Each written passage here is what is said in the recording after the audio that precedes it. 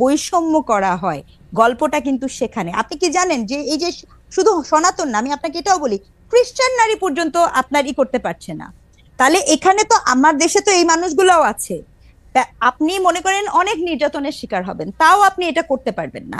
আরো আমি আপনাকে বলি, আপনি এই কাঠামোর মধ্যে এই যে আজকে আমি দেখছিলাম যে ঘটনাটা আজকে ঘটেছে, এই বিষয় নিয়ে হয়তো বা পরে আরো বিস্তারিত কথা বলার সুযোগ হবে। দেখেন, এই যে ধর্ষণের শাস্তি নিয়ে কথাবার্তা বলছেন, এটা তো ধর্ষণ না, এটা তো attempt to murder, it's murder case. গল্প ওখানে শেষ। এটা নিয়ে আমরা ভিন্ন আলাপ করতে পারি। আমার প্রশ্ন হচ্ছে, এইসব এগুলো না, প্রতিটা জিনিস অনুভূতির রাজনীতিকীকরণ। আমি আবার রিপিট করছি শব্দটা। আপনি একটা অনুভূতির পলিটিক্স করছেন, এরকম কিন্তু শুধু একটা ঘটনা না, ইতিমধ্যে আপনার কাছে যে ডাটা থাকে, রাইট। আপনি ঠিকই বলেছেন ডক্টর স্নিগ্ধা। আমরা কিন্তু দেখি যে যেসব দেশে আইন কানুন আছে বলে আমরা জানি, সেসব দেশের মধ্যেও কিন্তু আসলে এই ধরনের ঘটনা অনেক ঘটে, কিন্তু নাগরিকরা এক ধরনের শান্তিতে থাকে যে এই ধরনের ঘটনা ঘটিয়ে কেউ পার পাবে না, এরকম ঘটনা যাতে রোধ করা যায়, সেজন্য বাচ্চাদের প্রতি সহিংসতা যাতে দূর করা যায়, সেজন্য আসলে অনেক স্টিং অপারেশন হয়, তাদের অনেক শাস্তি হয়, তাদের আসলে যে একবার ধরা পড়ে সে সামাজিক এবং আইনগতভাবে খুবই অপাঙ্ক্তেয় লোকে পরিণত হয়, তার জন্য সারা জীবনের এটা। কিন্তু বাংলাদেশে এইটা আমরা দেখি না কেন? আমি এই প্রশ্নটা আপনাকে করে রাখতে চাই যে বাংলাদেশের মানুষের মধ্যে এই ফিলিংটা নাই কেন যে রাষ্ট্র এটাকে ঠিক করবে?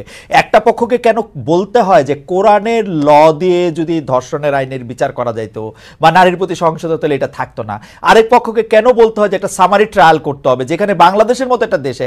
আপনি এইটা আমাদের যদি একটু বলেন, আমরা একই প্রশ্ন নিয়ে আসলে মানে কাছাকাছি প্রশ্নে আমরা সামান্তার কাছে যাব, যে আসলে এই যে এরকম একটা ঘটনার পরে এই যে প্রতিবাদ, এই যে আন্দোলন, এইটার মধ্যে আসলে নাগরিক পার্টি এটাকে কিভাবে দেখে, সামান্তা এটাকে কিভাবে দেখে, এবং আমরা আপনার কাছেও জানতে চাইবো যে প্রফেসর স্নিগ্ধা, যে এটা আসলে কি করা উচিত, আইডিয়ালটা আসলে কি করা উচিত। আমি সামান্তার কাছে প্রশ্নটা এইভাবে করতে চাই যে ধর্ষণ বিরোধী পদযাত্রায় 12 জনের বিরুদ্ধে যারা মামলা করেছে তারা বাম সংগঠনের সাবেক নেতাকর্মী, এবং এইটাকে আসলে এরা বাম নাকি আবার এটাকে বলা হচ্ছে যে আলট্রা রাইট, কারা আসলে এটার মধ্যে অংশগ্রহণ করতেছে, তারা আসলে কি দেখতে চায়, মোরাল পুলিশিংটাকে আসলে জাতীয় নাগরিক পার্টি আসলে কিভাবে দেখতেছে? মোরাল পুলিশিং এর মধ্যে কিন্তু শুধু নারী নাই সামান্ত, আপনি জানেন আমি গতকাল দেখতেছিলাম যে বাংলাদেশে একটা জেলায় প্রকাশ্যে ভিডিও করে একটা লোক খাচ্ছেন, তাকে বের করে এসে কান ধরে উঠা বসা করা হচ্ছে। এইসব ক্ষেত্রে আসলে আপনাদের অবস্থানটা কি? মানে আমি তো জীবনে এরকম শুনি নাই, নাকি শোনা গেছেও এইটাই করা উচিত, আমি জানি না আসলে।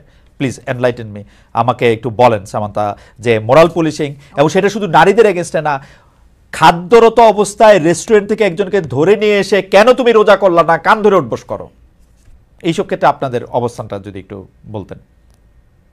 জি, ধন্যবাদ।